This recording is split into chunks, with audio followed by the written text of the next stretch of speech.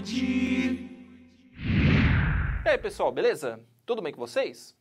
Espero que esteja tudo bem, que vocês estejam atentos e preparados para o tema de hoje. A gente vai falar um pouquinho sobre, digamos assim, as consequências da crise global de 2008.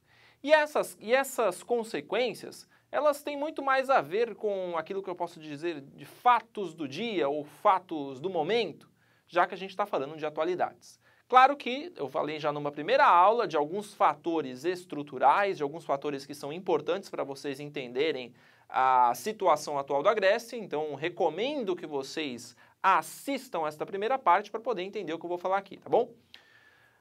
Mas, não fugindo muito ao assunto desses fatores estruturais, eu separei alguns elementos que são importantes.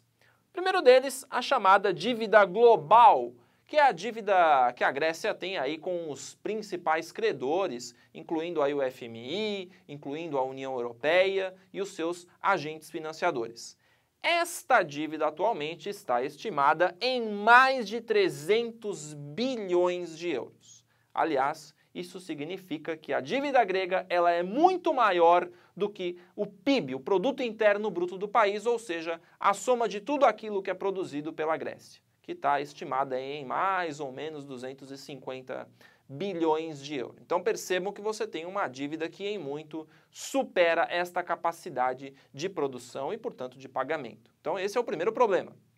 Segundo problema, metas fiscais e déficit. E aqui eu tenho que citar um fator importante que talvez eu não tenha falado muito para vocês na primeira parte, que é o seguinte: sem superávit desde a década de 70, mais especificamente desde 71, a Grécia não tem dentro das suas políticas monetárias fiscais a obtenção de uma situação de superávit. Superávit e déficit são dois conceitos que vocês já devem conhecer, inclusive eu já falei deles muito em outras aulas de Geografia Geral do Brasil, mas quando eu falo de superávit e déficit é mais ou menos a analogia que a gente tem na conta bancária. Então, se você, por exemplo, ganha, digamos, 100 mil reais por mês no seu emprego, olha só, uma situação muito boa, né?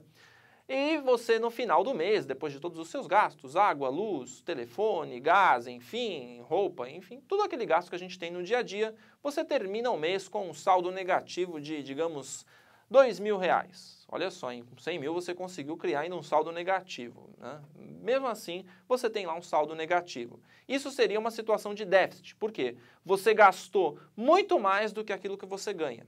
Agora, se digamos você ganha 2 mil reais por mês e no fim do mês você consegue ficar com um saldo positivo em 500 reais na sua conta corrente, você está numa situação superavitária. Ou seja, você gastou menos do que você ganhou. E isso tem uma vantagem. Você pode, por exemplo, ao longo do tempo, ir acumulando esses ganhos na forma, por exemplo, de uma poupança. Você vai acumulando esses recursos e vai ganhando fôlego. Por quê? A gente sabe que em determinados momentos da vida podem acontecer imprevistos. Aliás, imprevistos quase sempre acontecem. E é nestas horas de imprevisto que a gente percebe o quanto é importante ter reservas, ter recursos disponíveis justamente para poder aí, digamos assim, ter gordura para queimar. E nesse sentido, as políticas monetárias que a Grécia tem adotado desde os anos 70, elas foram, nesse sentido, ineficazes ou insuficientes para justamente manter uma situação superavitária, uma situação em que um país não gasta mais do que ganha. Então, esse é um outro fator, tá? Então aí, vejam, desde a década de 70, nós estamos nesse momento em 2015, então percebam que a situação é muito grave. É uma política fiscal completamente, digamos assim, destoada daquilo que se pratica nas economias europeias e tem se praticado desde muito tempo. Então percebam que esse é um problema bastante grave, uma vez que a Grécia está na zona do euro, a zona euro tem as suas políticas monetárias específicas, muito embora elas não sejam rígidas e conferem um grau muito alto de autonomia para as nações componentes da zona do euro, tá? Outro detalhe, a estrutura econômica. Isso aqui também ajuda a explicar um pouco a crise de países como Grécia, como Portugal e até em alguns casos como a do Brasil. Claro que a gente tem que fazer as ressalvas, né, quando fala do caso brasileiro, e eu vou até falar em outras oportunidades disso. Mas aqui no caso grego, a gente tem alguns problemas. Primeiro deles, a economia grega não gera divisas suficientes, ou seja, tudo aquilo que ela produz na sua economia, ela não é suficiente para trazer recursos para o país, recursos pelo menos em quantidade suficiente para honrar os seus compromissos, para honrar os seus pagamentos e, obviamente, para ajudar no incremento da melhoria da população, né, já que as atividades econômicas gregas não são suficientes para gerar recursos. Então, por exemplo, a Grécia não é uma grande exportadora de mercadorias, a exemplo de outros países europeus. Os produtos da sua base econômica, eles não são suficientes para gerar divisas com valor agregado mais alto. Então, aí você tem produtos muito ligados ainda ao setor primário, talvez alguns até vocês conheçam, o azeite, vinhos, né, produtos do setor vinícola, outros produtos do setor agropecuário, que vão abastecer principalmente os mercados europeus. Então, não são produtos que geram, de uma forma geral, divisas suficientes para sustentar a capacidade do país de honrar os seus compromissos e, obviamente, conseguir formar um mercado consumidor mais forte, melhor remunerado do que os seus vizinhos no norte da Europa. Então, esse é um outro problema, tá? E, claro, produtos pouco competitivos. Como eu falei para vocês, nações como a Alemanha, como a França, como a Inglaterra, que estão aí mais voltadas para outros setores da economia além do primário. Então, o exemplo da Alemanha, que é a economia mais forte da Europa, não à toa ela é a mais forte da Europa. Claro, primeiro ela tem um mercado consumidor bem grande, a população alemã é muito maior que a população grega, mas a indústria alemã é uma das maiores do mundo porque um dos fatores que ajudam nesse processo é, obviamente, o fato de estar aí vinculada a setores mais avançados da economia. Indústria aeroespacial, indústria de eletrônica, indústria de informática, química, indústria farmacêutica. Obviamente que esses produtos têm um valor agregado mais alto. E aí é claro que isso faz com que a Alemanha tenha uma larga vantagem em comparação com muitos dos países europeus, tá? Inclusive a Grécia. E a Grécia, na sua posição de um país aí que depende de uma gama menor de produtos, e é claro, além de ser uma gama menor, produtos que têm um valor agregado mais baixo, isso cria dificuldades para a economia se sustentar, pelo menos aí, quando a gente pensa, né, na Grécia, mantendo aquilo que a gente chama de padrões, né, de desenvolvimento e padrões de vida semelhantes ali ao de outros vizinhos da zona euro, tá? Então esse é um outro fator. E é claro, os gastos elevados. Como vocês sabem, eu já falei isso várias vezes, mas é bom ressaltar, não se gasta mais do que se ganha. Isso é um princípio básico de economia. Então, da mesma forma que você não deve ficar tentado a usar cheque especial, uma coisa chamada limite, e tudo aquilo que faz a gente criar a ilusão de que o dinheiro é nosso, mas na verdade ele não é nosso, ele é o dinheiro do banco, da instituição financeira, da mesma forma que o país acabou, em função até da facilidade de obtenção de empréstimos, e é claro, dos fundos estruturais para ajudar a Grécia a crescer no primeiro momento, ali na sua entrada na zona euro, né, durante os anos 80, 90 e 2000, isso obviamente fez com que o país tivesse um descontrole nos seus gastos. E é claro que aqui nesse caso, o descontrole está muito associado à falta de regulamentação do sistema financeiro, a problemas associados à corrupção interna no país, entre outros fatores. Então, isso tudo aqui, obviamente, contribui aí, fizeram com que se criassem elementos para explicar a dívida grega. E aí, algumas pessoas podem se perguntar, esta dívida, ela é pagável ou impagável?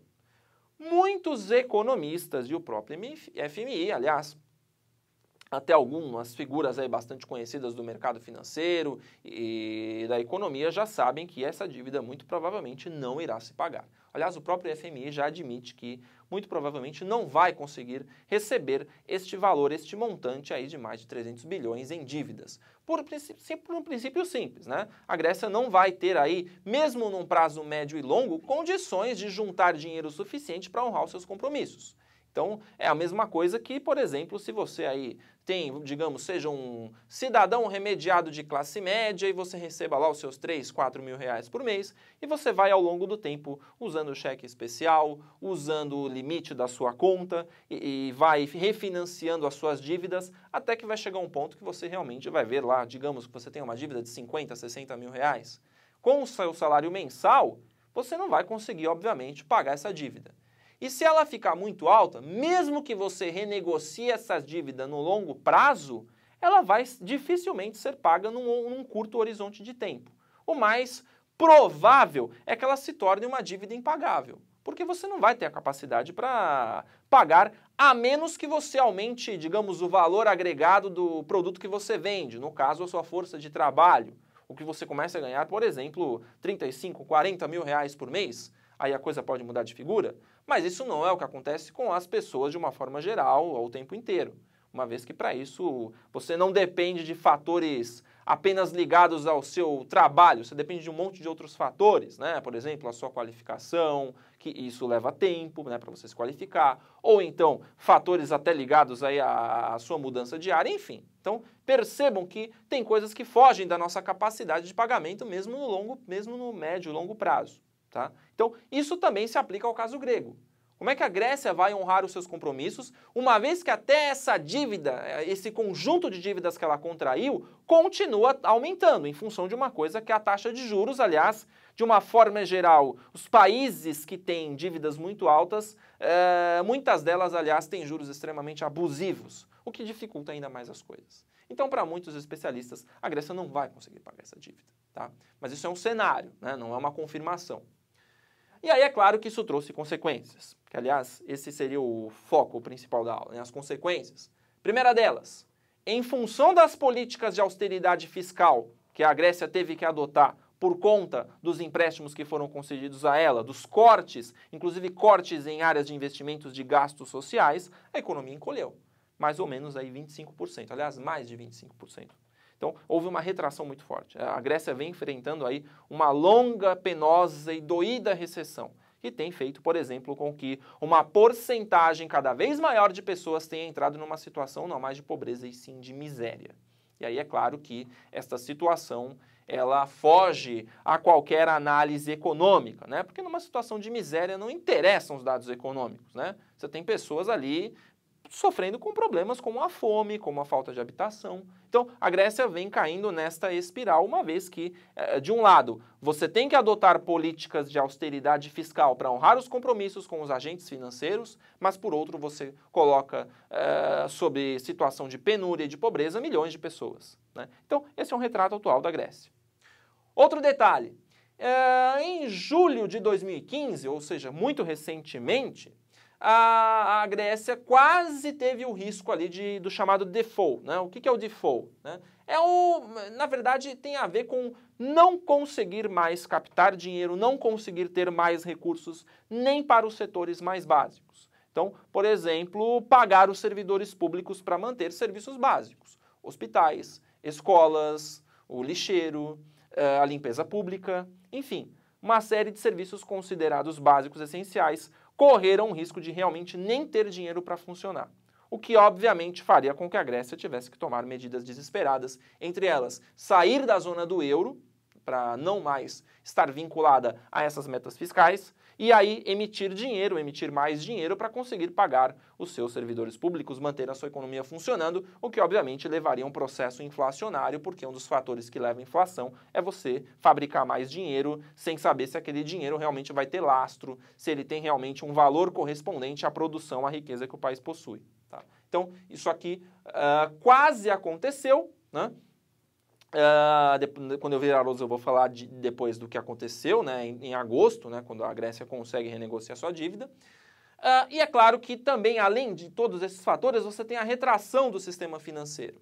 Muitos bancos, por exemplo, né, durante aí os meses de junho, julho e até agosto de 2015, por vários dias tiveram que ficar fechados para evitar que as pessoas sacassem esses valores, né, dando origem a uma quebradeira do sistema financeiro. Vou até mostrar para vocês uma foto aí de uma fila, né, uma fila num banco na Grécia, justamente porque as pessoas aí, em função da possibilidade de uma quebradeira do sistema financeiro, entraram em pânico. Então, o que você vai fazer se você tem dinheiro depositado no banco? Você vai tirar o seu dinheiro. E é claro que muitos destes bancos, em função de terem até dívidas elevadas, né, não necessariamente possuem todo o dinheiro que elas dizem que possuem. Aliás, isso é muito comum, né?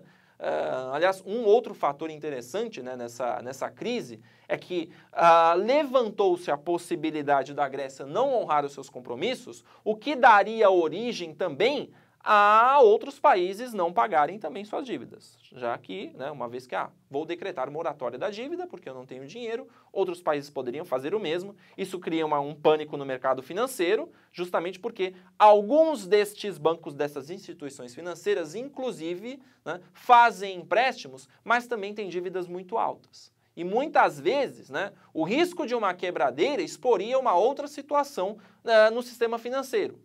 Algumas das instituições não têm todo o dinheiro que elas dizem que têm, né? Então, na verdade, elas vão refinanciando essas dívidas constantemente. Então, percebam que você tem aí problemas associados à Grécia, mas também problemas estruturais, tá? Então, essas aqui são situações de consequências. Eu vou virar a lousa para falar um pouquinho do que tem acontecido do princípio de 2015 para cá, porque isso pode ser cobrado nos vestibulares. A gente falou aí de alguns fatores estruturais ainda, mas pensando mais nas consequências, é claro, e aí talvez muitos de vocês que acompanham, ou pelo menos precisam acompanhar aí a evolução dessa crise nos noticiários, devem já ter se inteirado de alguns fatores, que eu vou até falar daqui a pouco de alguns deles. Mas aqui eu separei dois fatos importantes a respeito do horizonte recente de 2015, que é o seguinte: no dia 5 de julho de 2015 foi realizado um referendo. Por quê? Entrou um cara novo na política grega, um cara chamado Alexis Tsipras, que na verdade, foi o responsável para conduzir a política econômica grega, né, uma vez que ele foi eleito para não só comandar o processo político, mas também assumir essas questões associadas à economia, porque é uma figura considerada decisiva, tá? E foi realizado, né, ele na verdade aí, junto com o parlamento, decidiu pela condução de um referendo perguntando para a população o seguinte: se a população grega deveria concordar com as condições para novos empréstimos, uma vez que nesse momento aqui em julho o país estava sob risco de um default, ou seja, sobre o risco ali de dar um calote na dívida e ver a quebradeira do seu sistema financeiro também. A população foi às urnas e respondeu pelo não, ou seja, que a Grécia não deveria se submeter às condições impostas pela União Europeia, pelos bancos associados e pelo FMI. Então, na verdade, foi uma forma também do Alexis Tsipras. Eu vou mostrar a foto dele para vocês terem uma ideia de quem seja. Vocês já devem até ter visto no noticiário, na televisão, enfim. Obviamente, esta medida fez o seguinte, né, com que o governo jogasse para a população esta decisão. Por quê? Porque, do contrário, se o governo agisse unilateralmente, tomando essa decisão, isso poderia pôr em choque os interesses aí da opinião pública com os interesses do governo, né? É meio que uma forma assim: olha, eu não tenho nada a ver com isso, eu vou fazer com que vocês, jogar a decisão para vocês. Se acontecer alguma coisa, a decisão foi de vocês, a decisão foi do povo, não foi minha. Então, de uma certa forma, foi uma estratégia bastante habilidosa para tentar aí, obviamente, jogar para a opinião pública essa decisão. Uma vez que ainda há hoje, né, fortes divergências entre diferentes setores da política e da sociedade grega, entre aqueles que defendem a permanência da Grécia na União Europeia, ainda que submetida a estas condições bastante adversas da sua economia e obviamente, também a submissão do país às políticas fiscais para pagar as suas dívidas, e de um outro lado você tem parte da população que defende a saída da Grécia da zona do euro como forma também de se desvencilhar destes agentes que vêm regulando, né, de uma certa forma tentam regulamentar a economia grega em função dos empréstimos. Então percebam que você tem aí um aspecto de bastante tensão, não só do ponto de vista da opinião pública, mas dos partidos, né, ou dos partidos de direita ou dos partidos de esquerda, partidos de esquerda, entre os quais o partido do Alexis Tsipras, né, que acabou assumindo o poder no início do ano, em janeiro. Então percebam que se jogou um pouco a decisão para o âmbito popular. E aí a gente tem outro fator aqui, que em 14 de agosto, né, de 2015, foi feito um novo pacote de resgate, né, um novo programa de resgate financeiro que foi aprovado pela Comissão Europeia, no valor de 96 bilhões de euros. Ou seja, aqui a gente tem o seguinte: mesmo com aquele referendo e o não da população, decidiu-se ainda assim pela busca por um programa de resgate financeiro. Ou seja, contrariando de uma certa forma a decisão que havia sido tomada no referendo. E é claro que aqui você tem divergências dentro da política grega entre aqueles que defendiam a manutenção da austeridade fiscal como forma de fazer os pagamentos, como forma de garantir que no futuro a Grécia tenha fontes de financiamento para a sua economia, para a sua sociedade, enfim, e aqueles que obviamente defendiam a saída da Grécia da zona do euro e até alguns pregando o calote mesmo da dívida moratória, uma vez que, na visão de muitos especialistas, a Grécia não vai conseguir pagar nunca essa dívida, né? Então, você tem essas divergências e no meio disso, aí, em 14 de agosto aqui, a Grécia teve o seu novo programa de resgate aprovado, o que fez com que se criasse uma instabilidade política muito forte. Aliás, um desses fatores foi a saída do próprio Alexis Tsipras, né, que não conseguiu se sustentar no cargo, entre outros fatores, justamente porque, percebendo que aquela decisão tomada no referendo não foi chancelada, né, pelo parlamento grego, então, nesse sentido, ele acabou vendo uma insustentabilidade política da sua permanência no cargo e acabou saindo, né? E um outro fator aí também associado a isso é que com a retirada dele do poder, né, com a saída dele espontaneamente do poder, em função aí da sua instabilidade política, da impossibilidade de tomar novas decisões, foi aí acordada uma nova eleição aí marcada para setembro de 2015. Então, percebam que aí são dois fatores aí que até podem aparecer de repente nos noticiários, nas revistas, na televisão, enfim, né, que são aí justamente derivadas dessa instabilidade, né? Então você teve a saída do Alexis Tsipras, que tinha entrado em janeiro, né, ou seja, muito recente, mas por uma questão aí de instabilidade e de não concordância também com as ações tomadas aí pelo parlamento, ele acabou saindo, né, entre outros fatores, e as eleições aí marcadas para setembro. O que a gente pode dizer para vocês em relação à crise grega é que muito provavelmente ela vai se arrastar ainda durante um bom tempo. Primeiro porque a Grécia tem mais de 300 bilhões de euros aí estimado em dívidas, que é muito superior à sua capacidade de pagamento, e que o cenário mais provável em função desse problema é que ela não vai conseguir pagar a dívida, né? E um outro detalhe é que, como a Grécia tem que fazer constantemente ajustes estruturais na sua economia, no caso ajustes fiscais, para pagar essas dívidas, setores aí que seriam necessários e fundamentais para ver a Grécia novamente vendo a sua economia crescer, você tem cortes crescentes, aliás, cortes que até atingem gastos sociais, o que faz com que você entre numa espiral de problemas socioeconômicos que vão levando a Grécia cada vez mais para um cenário de pobreza e, em alguns casos, até de miséria. E o que, obviamente, também faz com que muitas pessoas na população grega discordem completamente dessas políticas econômicas. Aliás, esse é um dos grandes problemas do universo capitalista, né? Muitas vezes adota-se políticas econômicas muito ortodoxas que penalizam as pessoas, especialmente nos setores mais vulneráveis, mais frágeis da sociedade. E é claro que isso faz com que também se questione constantemente o papel do capitalismo, o papel das instituições financeiras que muitas vezes praticam políticas e metas fiscais que são irreais, se a gente parar para analisar. Então, percebam que você tem aí o cenário que se desdobra aí da Grécia para os próximos meses e até para os próximos anos é um cenário de muita incerteza e basicamente também de uma piora das suas condições socioeconômicas, né? Então aí, mas a gente está falando aí no âmbito de cenário, mas como nós estamos falando aqui de economia, de outras áreas do conhecimento, então a gente não vai fazer previsões para o futuro, né? Isso aí a gente deixa para o pessoal da astrologia, para o pessoal que mexe com runas, tarô e outras coisas mais, tá bom?